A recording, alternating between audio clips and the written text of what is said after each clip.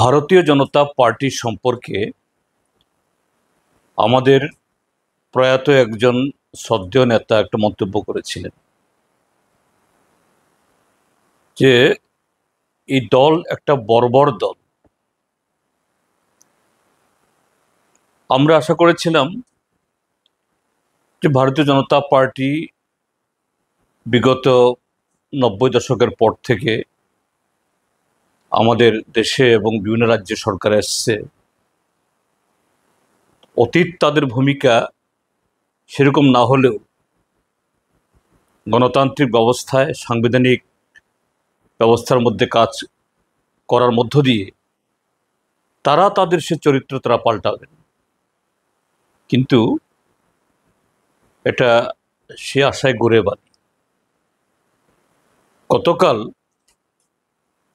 যে বীরচন্দ্র মনু আমাদের যে এই শহীদ স্তম্ভ বা বৌদ্ধভূমি সেখানে যে ঘটনাগুলি করল, আজকে 12ই অক্টোবর 1988 ইংরাজির সেই বর্বরতম যে ঘটনা ঘটেছিল, 11 জন আমাদের নেতা কর্মী, 2 জন সরকারি দেহরক্ষী, তাদের শহীদান দিবস এবার 38তম। ভারতীয় জনতা পার্টির সাথে তার কোনো সম্পর্ক নেই। 88 ইংরেজি ত্রিপুরাজ্যের মধ্যে ভারতীয় জনতা পার্টি ছিল না, অন্য দল ছিল। কিন্তু গত 5-6 বছর ধরে এই ভারতীয় জনতা পার্টি সেখানে এই 12ই অক্টোবর এই দিবসে যাতে আমরা আমাদের শহীদদের স্মরণ করতে না পারি, সেই সময়তে অন্য একটা রাজনৈতিক দলের যে দুর্বৃত্ত খুন হয়েছিল সেটাই নাকি তাদের শহীদ, তারা সেই দুর্বৃত্তের নামে শহীদ দিবস উদযাপন করবে। প্রশাসনের কাছে আমরা সঙ্গতভাবেই অনুমতি চাইলাম, প্রশাসন আমাদের অনুমতি দিল না। তাদের আগে আমরা স্থানীয় থানা, এমনকি দক্ষিণ ত্রিপুরার জেলা শাসক এবং জেলা এসপি দুজনের কাছেও আমি নিজে বলে রেখেছি। তারপরও সিপিআইএমকে, যাদের 11 জন নেতা খুন হয়েছে, তাদের এই কর্মসূচি করতে দেওয়া হবে না, বিজেপি তারাই করবে। এবং আজকে তারা করেছে। কিন্তু জঘন্যতম ঘটনা হলো গতকাল রাত্রিবেলা সেখানে আমাদের একটা এই শহীদ স্তম্ভকে কেন্দ্র করে এখানে একটা এনজিও আছে।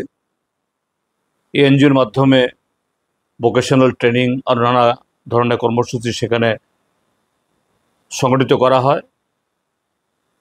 এর উপরে বোমা মারল, সারা রাত সেখানে একটা আতঙ্কের পরিবেশ তৈরি করা হলো। আর মধ্যরাতে গিয়ে এই বীরচন্দ্র বাজার থেকে অদূরে বীরচন্দ্র ড্রপ কেটে গিয়ে সেখানে আমাদের একটা পার্টি অফিস, এর আগে এটাকে 8-9 বার পুড়িয়েছে, এরা 8-9 বার ভেঙেছে। গতকাল আবার গিয়ে পেট্রোল ঢেলে এটাকে পুড়ে দেওয়া, আবারও পোড়ানো হলো। কোথায় আইন শৃঙ্খলা? কোথায় ভারতীয় জনতা পার্টির যে গণতন্ত্র, সংবিধানকে শ্রদ্ধা করে কাজ করা অঙ্গীকার? তাদের সেই বর্বরতার চরিত্র আবার তারা দেখালো। এবং আমি খুবই ব্যথিত এবং খুবই আশ্চর্যান্বিত যে কিভাবে যে ভারতীয় প্রশাসনের, ইন্ডিয়ান অ্যাডমিনিস্ট্রেটিভ সার্ভিস এবং ইন্ডিয়ান পুলিশ সার্ভিস সর্বভারতীয়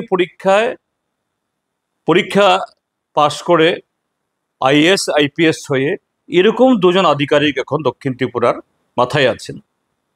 তারাও এই স্বৈরাচারী সংবিধানের প্রতি, আমাদের দেশের ঐতিহ্যের প্রতি যাদের কোনো ধরনের কোনো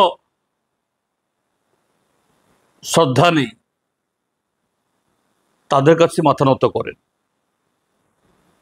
দক্ষিণ ত্রিপুরা জেলার এসপি এবং দক্ষিণ ত্রিপুরা জেলার ডিএম, আমি নিজেই বলেছি, লিখিতভাবে আমাদের পার্টি আগাম দিয়েছে, এরাও এই অন্যায়ের কাছে মাথা নত করে এদের কাছেই সারেন্ডার করছে। যাই হোক, এইভাবে দিন চলবে না। এইভাবে স্বৈরতন্ত্রের পতন ঘটবে, এতে শহীদের অমর্যাদা হয় না। সারা ত্রিপুরাজ্যের মানুষ শহীদদের স্মরণ করেছে, আর ভারতীয় জনতা পার্টি তাদের যে নগ্নতা, তাদের বর্বরতা, অসভ্যতা, সংবিধানের প্রতি এবং আমাদের দেশের নীতি নৈতিকতার প্রতি তাদের যে অশ্রদ্ধা, এটা দেখিয়ে তারা নিজেদের আরো খাটো করেছে। সারা রাজ্যের মানুষের কাছে আমি আবেদন করব, এই দলের বিরুদ্ধে, তাদের কার্যকলাপের বিরুদ্ধে আরো সোচ্চার হন। এরা শহীদ দিবস উদযাপন করাকে ভয় পায়, কেননা গত 7.5 বছর ধরে ত্রিপুরাজ্যে যে অন্যায় রাজত্ব তারা কায়েম করেছে, লুটে রাজত্ব কায়েম করেছে, এগুলো প্রকাশিত হবে, এগুলো আরো উন্মোচিত হবে।